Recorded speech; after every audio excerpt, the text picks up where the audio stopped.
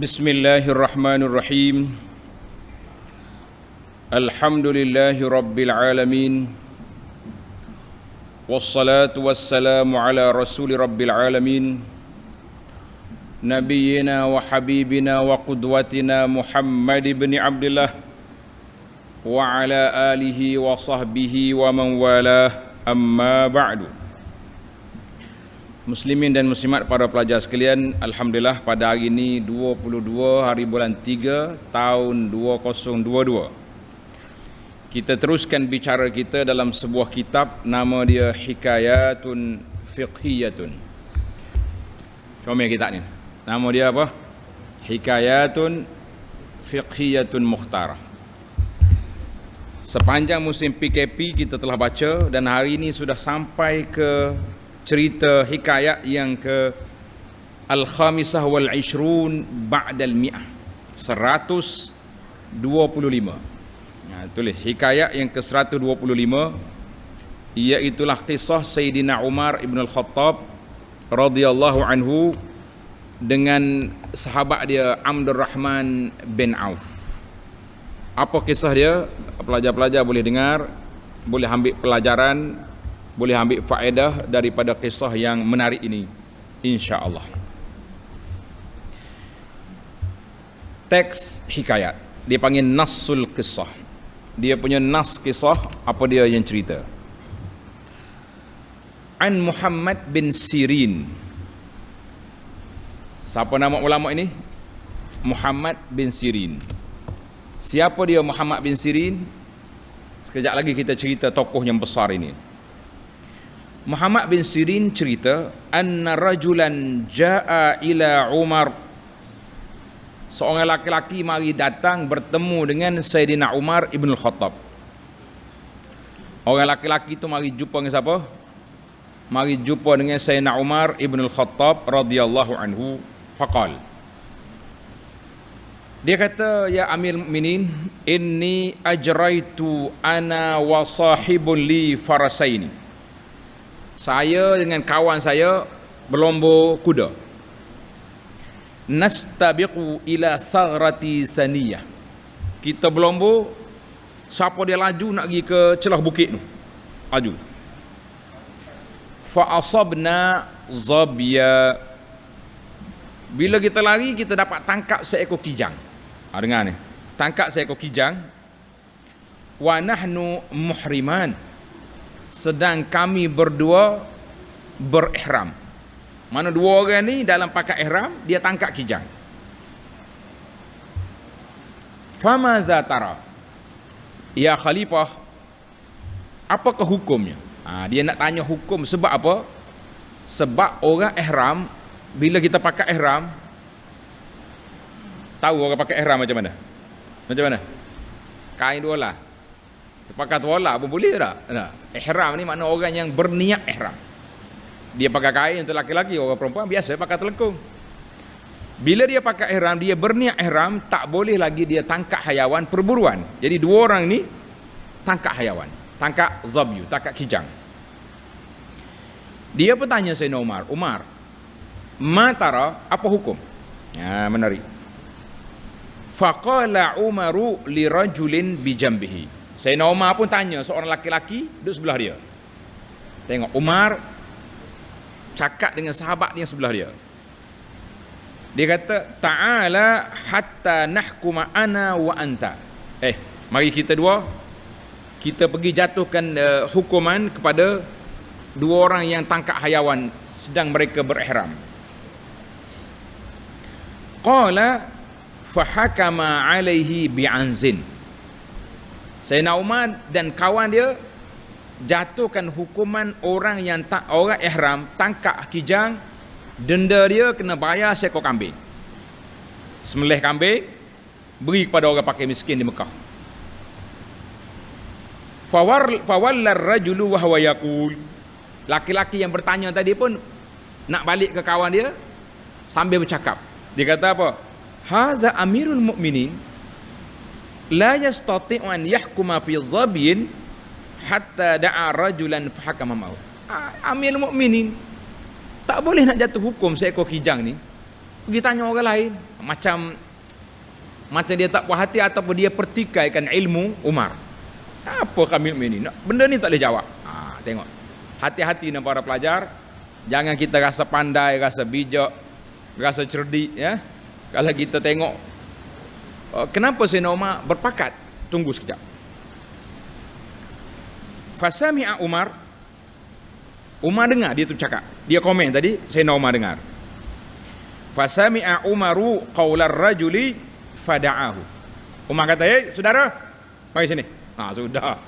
Umar ni kalau dia panggil, terkencing orang. Orang takut dengan dia. Bila dia pun, sudahlah. Panik dia ni, Umar panggil. Sudah. Mu cakap komen sangat tadi. Mari sini. Bila dia datang, fasa'alahu. Umar pun tanya dia. Hal taqra'u surat al-Ma'idah? Saudara, mu baca surah al-Ma'idah? Qala la. Tak baca. Nasib baik dia tak baca. Faqal, kata Umar, lau akhbartani annaka taqra'u surat al-Ma'idah la'auja'tuka darban. Kalau mu kata baca surah Ma'idah, aku pukul mu hari ni. Sebab dalam surah Ma'idah ada jawapan kepada hukum ini. Summa qal, Sayyidina Umar pun baca ayat Quran dalam surah Al-Ma'idah. Inna Allah azza wa jalla yaqulu fi kitabihi, Allah berfirman dalam surah Al-Ma'idah, yahkumu bihi zawa adlim minkum hadiyan balighal Ka'bah.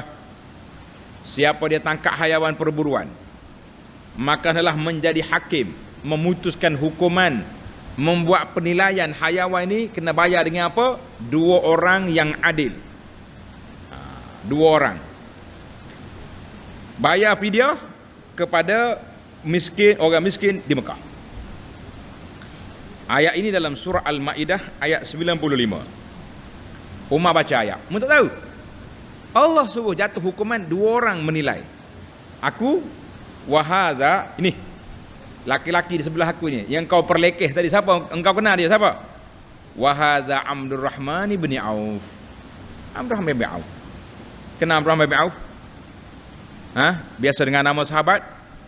10 orang sahabat yang dijamin syurga, siapa? Salah seorang? Abdurrahman bin Auf. Pelajar-pelajar kena tanda, tulis maklumat. Umar kata, aku bermusyawarah dengan Abdurrahman bin Auf, bukannya dengan orang main-main. Al-Athar ini rawahu Malikun fil Muwatta. Diriwayat oleh siapa? Oleh Imam Malik dalam kitabnya Al-Muwatta. Wa taqabbalahu ulama biqabulin hasanin wa atamaduhu fil fatwa. Alhamdulillah. Baik. Apakah dalil daripada kisah ini? Apa dalil? Dilalatuha, dalil asar ini menunjukkan kepada tahrimu qatlis sayd. Haram bunuh hayawan perburuan alal muhrim kalau orang tu sudah berniat ihram. Kalau dia pakai kain 2 helai saja, dia tak niat lagi, tak apa, boleh. Tapi sudah niat, tidak boleh.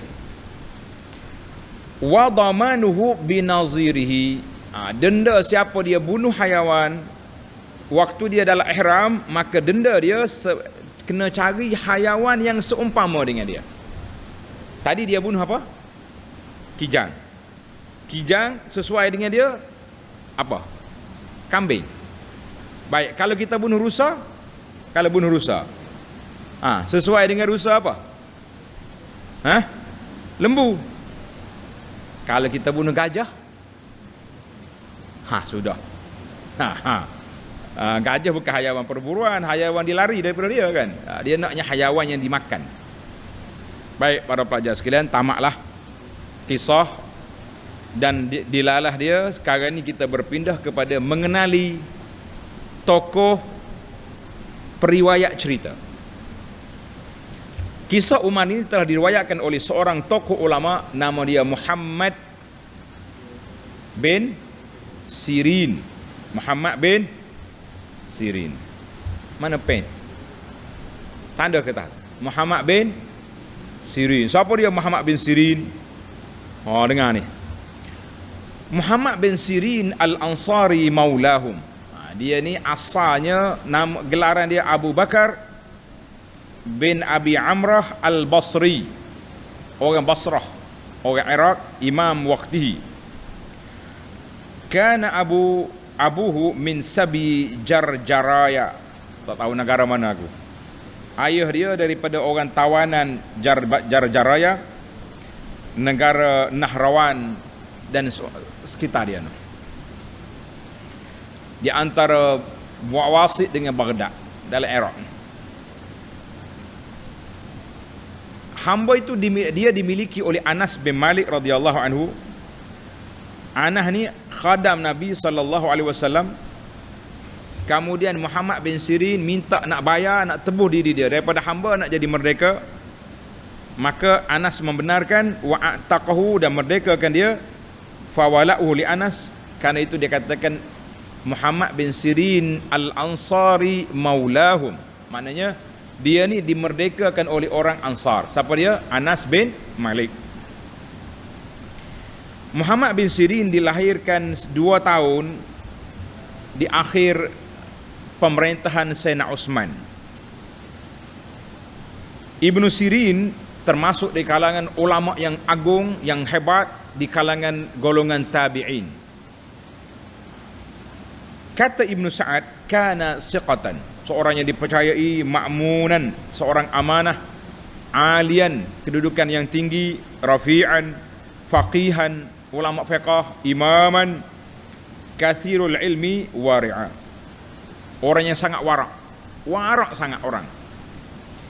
Wa kana bihi samam, sumun, tak apa dengar telinga dia tak apa dengar. Kata di Muwarriq Al-Ijli kata, ma ra'aitu rajulan afqah fi wara'. Aku tak tengok seorang laki-laki yang fiqh dan sangat wara', wala arwa' fi fiqh, orang yang sangat wara' tapi faqih lebih daripada Muhammad bin Sirin. Dengar ni pelajar, Muhammad bin Sirin ni wara', dan dia sangat menghormati ibu dia. Kita hormat tak hormat ke ibu kita? Hormat. Ya, kau hormat. Kalau mak tak main telefon, apa jadi? Ngamuk. Mana ada hormat? Kena hormat ke ibu. Muhammad bin Sirin ni kalau duduk dalam majlis, tiba-tiba orang tengok dia diam, tak cakap. Orang tahulah mak dia ada sebelah. Begitu sekali waraknya dia dan hormatnya dia kepada ibu. Sehingga kan ulama sejarah mengatakan Muhammad bin Sirin ayatun fil wara', seorang tokoh yang begitu hebat dalam masalah kewarakan. Kata di Ibnu Aun kata, aku tak tengok dalam dunia ni seperti 3 orang tokoh ulama ni. Muhammad bin Sirin di Iraq, Al-Qasim bin Muhammad di Hijaz di Madinah, dan Raja' bin Haywah di Syam. 3 tu Muhammad yang paling tinggi darjat. Wa qala Ibnu Hibban kata, kana Muhammad bin Sirin min arwa'i ahli Basrah. Muhammad bin Sirin ni orang Basrah yang paling wara', faqihan, orang yang paling faqih, fadilan, yang sangat lebih kedudukan, hafizan, bukan hafal Quran saja ni, hafal hadis, mutqinan. Di antara kelebihan Ibnu Sirin, yu'abbiru ru'ya, dia boleh menafsirkan mimpi. Ada orang jual kitab ke? Kedai-kedai buku tu terjemahan banyak, dia panggil tafsir mimpi oleh Ibnu Sirin. Tapi banyakkan tafsir tu kita tidak boleh percaya sebab banyak riwayat yang tak betul. Ibnu Sirin memang dia pakar dalam bidang tafsir mimpi. Tapi hak kitab dia tu tak apa nak pakar mana. Ada benda-benda yang tidak jelas dari sudut riwayatnya. Dia meninggal umur dia 77 tahun, mati pada akhir Syawal ataupun 9 Syawal tahun 110 Hijrah di Basrah, dan dikebumikan di sana.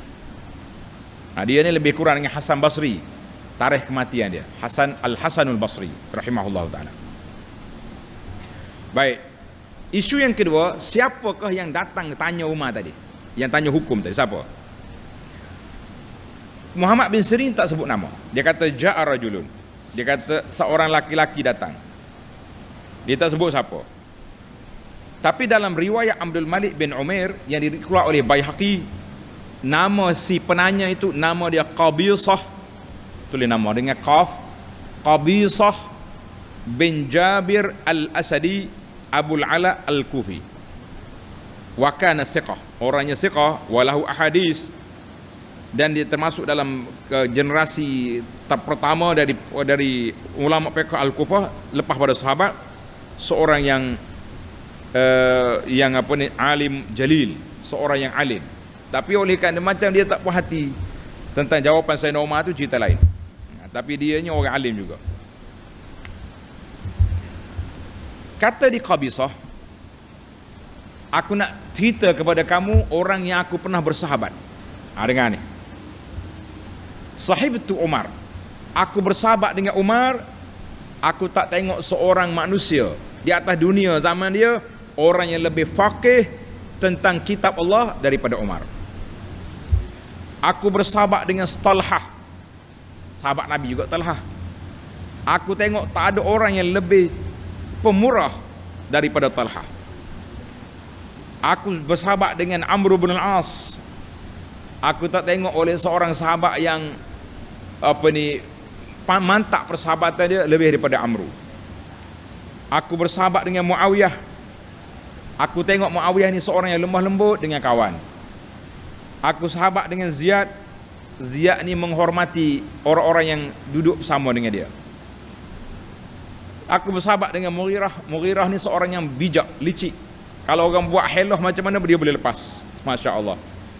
Jadi Qabisah meninggal pada tahun 69. Baik.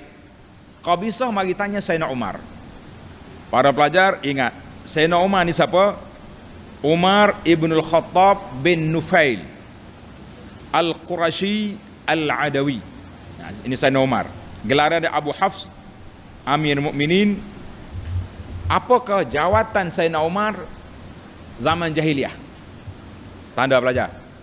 Tulis. Salah satu daripada tugas Sayyidina Umar pada zaman jahiliyah dulu, iaitu menjadi safir. Safir. Apa dia safir? Duta. Duta puak-puak Mekah untuk mendamaikan orang-orang yang berkelahi. Bijak Umar. Ni kita duduk dengan Umar ni backing. Umar ni garang. Rupanya Umar juga seorang duta, safir, yang menjadi menghubungkan di antara dia dengan orang Mekah dengan orang luar. Apabila berlakunya perbalahan di antara Quraisy dengan orang lain, ba'asuhu safiran. Quraisy hantar Umar pergi berunding. Kalau orang nak bincang-bincang, hantar Umar juga, sebab Umar ni orang hebat. Dan ada pun tuduhan orang. Tulis. Orang tuduh kata Sayyidina Umar bunuh anak hidup-hidup. Dengar ni. Orang kata Sayyidina Umar minum arak dalam tengkorak. Engkau aja dengar. Kalau dengar dalam radio, kalau apa tu karut kita tu cakap. Apa cerita? Mana ada Umar bunuh anak? Tak ada. Semua tu cerita karut. Umar tak pernah bunuh anak dia hidup-hidup, walaupun dia hidup zaman jahiliyah. Tidak ada riwayat Umar minum arak dalam tengkorak, tidak ada. Jadi jangan buat macam-macam lah. Nak puji Sayyidina Umar tapi keji orang panggil. Memuji tapi sebenarnya mengeji. Sebab dia kata Umar bunuh anak. Benda tu tak berlaku. Alhamdulillah. Sayyidina Umar panjang dah cerita. Kita berpindah pula seorang tokoh lagi, nama dia Abdul Rahman bin Auf. Abdul Rahman bin Auf bin Abdu Auf. Tengok orang jahiliyah dulu, dia buh nama tukar-tukar yang nama ayah dia, anak dia. Abu Muhammad gelaran dia, Az-Zuhri Ahadul Asyarah, salah seorang yang dijamin masuk syurga. 10 orang masuk syurga, salah seorang daripada dia siapa? Abdul Rahman bin Auf. Baik, pelajar-pelajar yang belajar kelas fardu ain, kelas kafar, boleh berapa kafar? 10A. Mana hak 10? Berapa kafar? Ha. Cuba hitung siapa dia ke 10 orang yang dijamin masuk syurga. Aku bagi hadiah oleh ni, siapa? Jawab derah baru boleh hadiah. Amr bin Auf, dah mau dengar saat ni jawab. Hak lain. Siapa dia boleh hitung 10 riang, 10 ringgit. Ya Allah. Bangun awak. Tak apa balik pasti mula lagi ni. Budak pasti boleh jawab. 10 orang dijamin masuk syurga. Abu Bakar, Umar, Osman, Ali. 4 orang dah lagi. Abdurrahman bin Auf lagi. Cepat sikit dah nikah. Saja RM10 mu. Baik. Abdurrahman bin Auf, mak dia daripada Bani Zuhrah, nama ibu dia Asy-Syifa. Ada orang kata nama mak dia Safiyah. Abdurrahman bin Auf dilahirkan selepas tahun gajah 10 tahun. Maknanya dia lebih muda daripada Nabi berapa tahun? 10 tahun. Nabi lahir tahun gajah kan. Dan dia masuk Islam awal. Dia berhijrah 2 kali. Dia menyaksikan peperangan semua sekali. Asal nama dia Abdul Ka'bah, hamba Ka'bah. Ada kata Abdul Amru, faghayyarahu Nabi sallallahu, Nabi tukar nama dia kepada Abdul Rahman. Kita pun kalau ada nama hak tak comel, kita nak tukar. Ada nama tak comel? Nama pelik-pelik tak? Tukar bohong molek sikit. Apa ni Abdul Ka'bah, mana boleh? Qala Az-Zubair bin Bakkar, seorang ulama sejarah, Shalla Rasulullah sallallahu wara'ahu fi ghazwatin. Pernah Nabi salat di belakang Abdurrahman bin Auf dalam satu peperangan. Dan dia salah seorang daripada sahibus syura yang dilantik oleh Sayyidina Umar. 6 orang ahli mesyuarat nak pilih khalifah ganti Sayyidina Umar. Wa aniz Zuhri, dengar ni. Zuhri kata apa? Tasaddaqa Abdurrahman bin Auf ala ahdin Nabi sallallahu bi syatri malihi. Abdurrahman pada masa Nabi sallallahu pernah sedekah setengah harta dia. 4,000. Kemudian dia sedekah pula 40,000 dinar. Thumma humila ala 500 faras. Dia juga pernah beri berapa? 500 ekor kuda. Dia sedekah fi sabilillah. Dan 500 rahilah ni unta. Wa kana ammatu malihi minat tijarah. Kebanyakan harta dia melalui perniagaan. Jadi Abdurrahman bin Auf ni seorang sahabat ahli koprak yang berjaya. Ahli koprak yang berjaya. Karena itulah kata para ulama, harta berada di tangan dalam poket tidak mudarat, tapi kalau harta menguasai hati baru mudarat. Dalilnya Nabi tak larang Abdurrahman bin Auf berniaga. Abdurrahman, mu nak syurga jangan berniaga lah. Nabi tak kata. Tapi kalau harta menguasai kita, hati kita penuh dengan tamak, gila ke dunia, itu yang punah. Baik, tamatlah tokoh-tokoh dalam cerita ini. Sekarang kita berpindah kepada yang kelima, tabiatul hayah. Suasana kehidupan zaman tu. Setiap zaman, setiap masa ada suasana dia. Waktu kita kecil dulu, Balasah, tahu Balasah? Balasah ni bukan masjid lah. Balasah lama kita, maktabah tu, situ tapak dia. Anda sempat lagi masa tu lampu gasolin. Kalau kita tengok di muzium lampu gasolin petang-petang maghrib kita pung. Gatus situ, gatus sini. Sempat lagi. Lepas tu mari lampu ni. Lalu ni mari LED pula kala. Hak lampu hak pecah mata-mata dah. Nak macam-macam lampu. Jadi gitulah dia panggil setiap masa tu ada tabiat. Ada orang tu suka boleh naik basikal. Lalu ni jangan main. Basikal juga. Basikal hak seret elektrik. Nah, main dah. Allahu akbar, macam-macam. Lalu ni orang main terbang pula awal. Dia pakai lengan ni. Tengok dah. Boleh terbang naik. Alah kalau mampu bateri atas aja awak mati syahid dia. Main tengah laut pula tu. Baik. Maknanya tabiat hayah, setiap orang tu ada cara hidup dia, gaya hidup. Zaman sahabat-sahabat tu senangnya. Sambil-sambil nak pergi haji, dah lagi dia main berlomba kuda. Sebab orang panggil nak cepatkan, nak berjalan. Setiap orang tu ada nak menyelesaikan masalah. Lo ni tak ada main kuda dah, main game je. Duduk atas kereta main game. Nah, kabar-kabar siapa dah? Atau habis bateri. Gitulah keadaan. Jadi zaman sahabat, zaman tabi'in dulu, kerja dia kuda, buat latihan sana sini. Jadi mereka ada kehidupan mereka, kita ada kehidupan kita, jangan bimbang.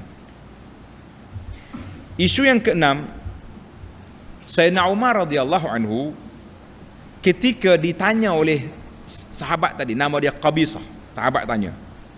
Umar berpaling kepada sahabat dia sebelah. Apa nama sahabat sebelah dia? Nama apa?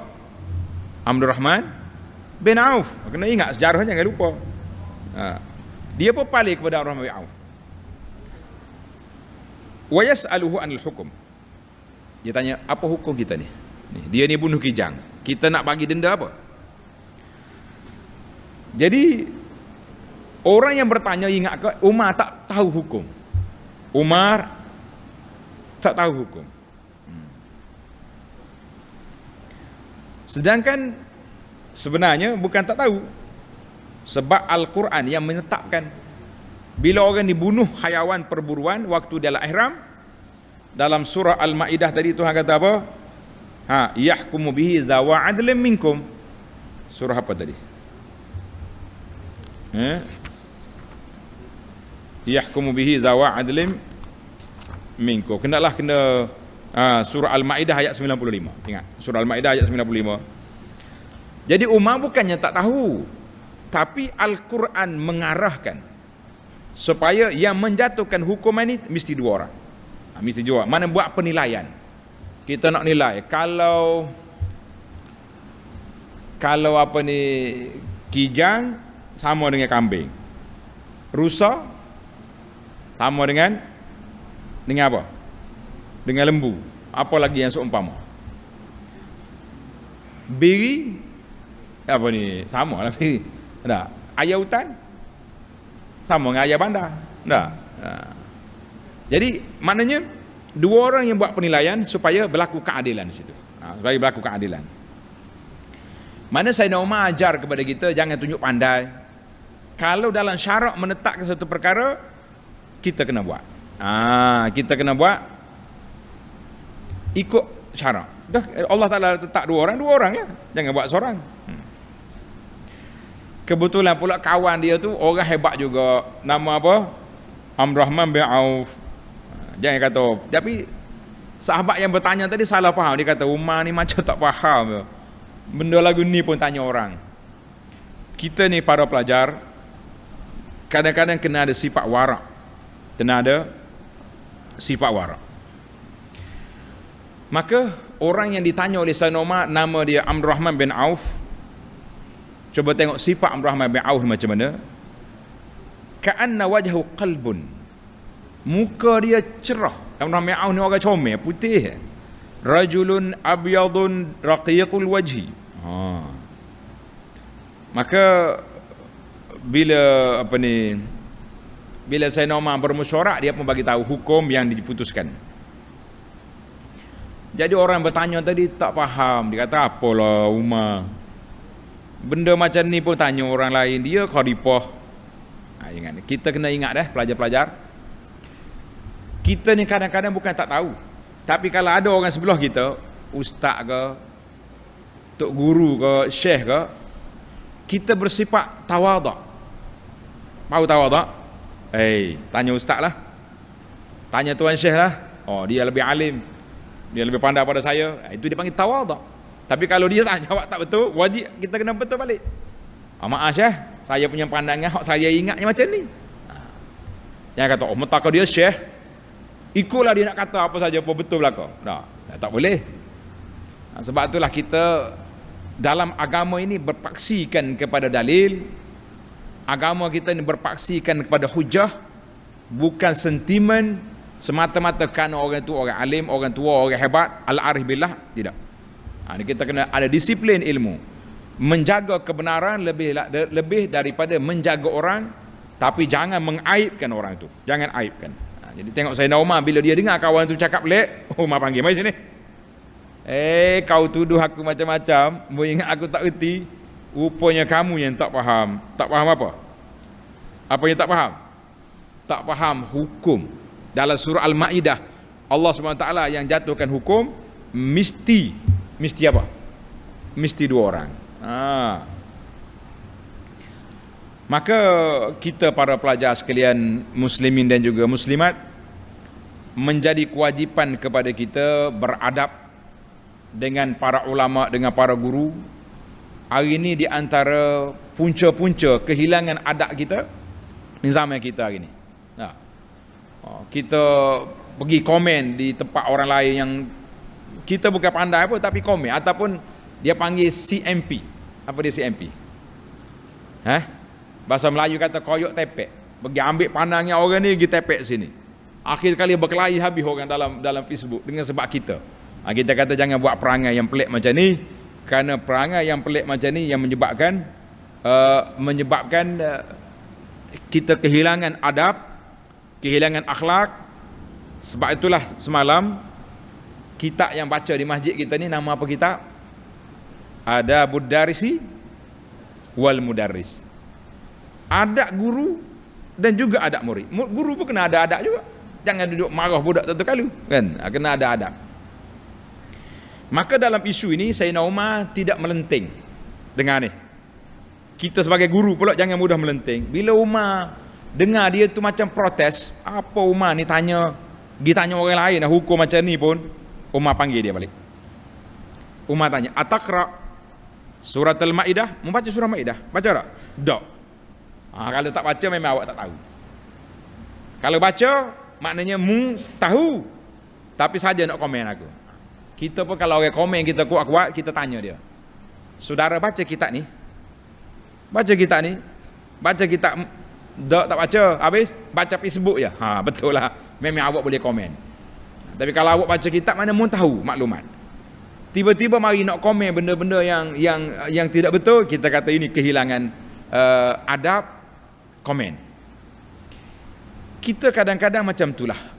Orang duk cakap satu tajuk lain, bincang tajuk ni, tiba-tiba kita masuk tajuk lain pula. Kita kata ini merempuh masuk dalam rumah orang tanpa pintu. Jadi tajuk ni kita nak bincang satu-satu, jangan pergi semua. Maka para pelajar sekalian, untuk ilmu tentang larangan ihram, khususnya dalam masalah bunuh hayawan, tulis surah Al-Ma'idah, ayat 95. Ayat 95. Ya ayyuhalladzina amanu la taqtulus sayda wa antum hurum. Wahai orang yang beriman, jangan kamu bunuh hayawan perburuan dalam keadaan kamu berihram.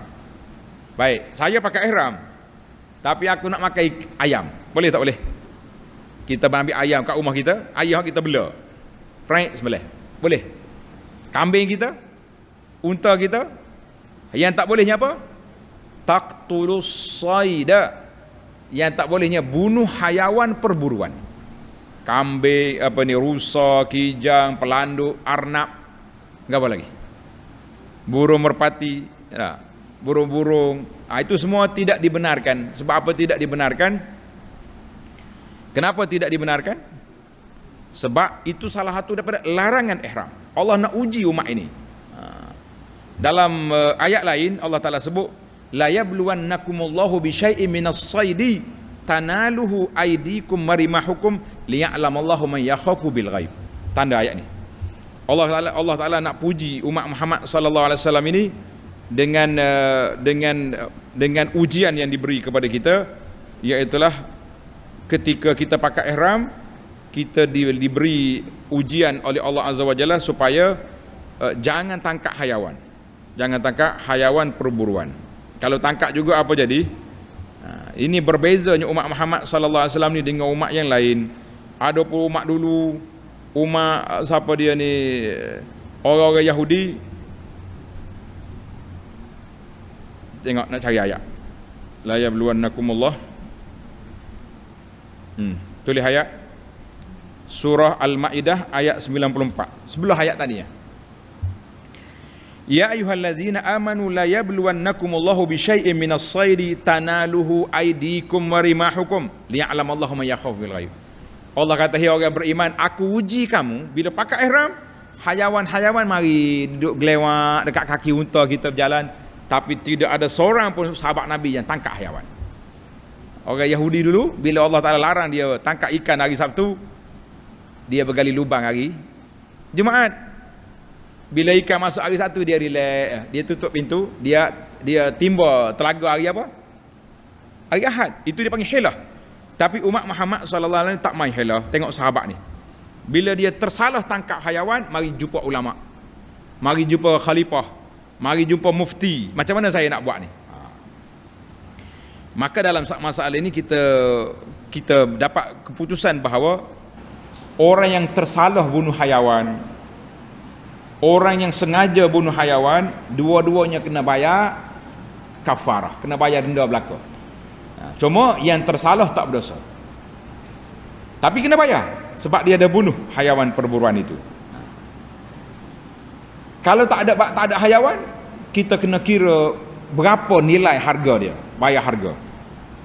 Kalau tak ada harga juga, ni berat sikit ni. Tak ada harga juga, macam mana kita kena buat? Kita kena kira daripada harga dia tu, kalau diberi beras, berapa cupok beras kena beli. Kita kata 100 cupok, kita kena puasa setiap cupok 1 hari, dibayar dengan puasa. Jadi para pelajar sekalian, jangan cari-cari pasal kan, bahawa tingkatan dianya bila berlaku membunuh hayawan, yang pertama kena apa? Ikut satu jenis. Hayawan kijang, kambing, rusa, lembu. Tak ada hayawan, kita beli, bayar dengan qimah, dengan nilai harta, dengan harga dia. Tak ada harga, kita kena nilai dia punya harga dengan beli beras. Setiap cupok beras 1 hari puasa. Jawabnya berapa tahun nak puasa? Kalau kita sembelih seekor rusa, berapa tahun agak-agak nak puasa? Bukan satu benda yang kecil, itu satu benda yang besar. Jadi hati-hatilah para jemaah sekalian, jangan suka buat benda-benda yang dilarang oleh Allah Azza wa Jalla. Lebih-lebih lagi orang yang dalam ihram, Allah nak uji dia dengan ayat yang kita baca tadi.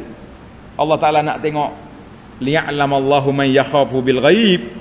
Allah nak tengok siapa di kalangan kamu yang takut pada Allah Ta'ala dalam keadaan ghaib. Mana orang tak nampak. Kalau kita nak bunuh senyap-senyap boleh je, tapi kita tak buat sebab apa?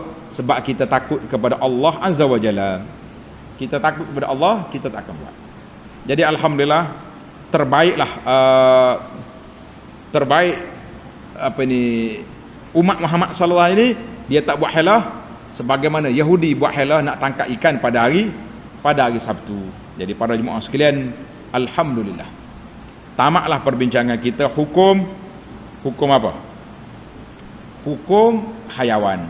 Dalam siri ini dan siri yang sebelumnya juga ada bincang tentang hukum hayawan dan bagaimana denda dam yang mesti dibayar kalau terjadi sedemikian. Jadi insya-Allah tamatlah perbincangan kita. Kita akan masuk kepada perbincangan yang ke-126 dalam siri yang akan datang. Subhanakallahumma wa bihamdika asyhadu an la ilaha illa anta astaghfiruka wa atubu ilaik. Jadi para jemaah sekalian, insya-Allah selepas Isya jam 9.30 malam ni ada satu lagi dia panggil kuliah online di antara Abu Anas dengan Ustaz Said Nur Hisham. Kalau raja dengan nama dia saja, raja keluar dari TV Said Nur Hisham ni. Kita live di Facebook Abu Anas ni dan juga di Facebook Yadim, Yayasan Dakwah Islam Malaysia. Jadi sebagai tetamu jemputan, insya-Allah yang ada internet pukul 9.30 boleh tengok balik. Kita solat Isya, makan-makan, kemudian kita masuk balik dalam majlis ilmu. Tajuk dia agak menggerunkan, tajuk dia mengenali golongan yang kecundang di dalam bulan Ramadan, yang gagal dalam bulan Ramadan. Mudah-mudahan kalau kita tahu, kita tak buat benda yang karut itu, insya-Allah. Ada pun pelajar-pelajar tak usah pergi cari internet, duduk di masjid baca Quran, boleh, insya-Allah. Subhanakallahumma bihamdika asyhadu an la ilaha illa anta astaghfiruka wa atubu ilaik. Wa sallallahu ala nabiyyina Muhammad wa ala alihi washabihi ajma'in walhamdulillahi rabbil alamin. Wassalamualaikum warahmatullahi wabarakatuh.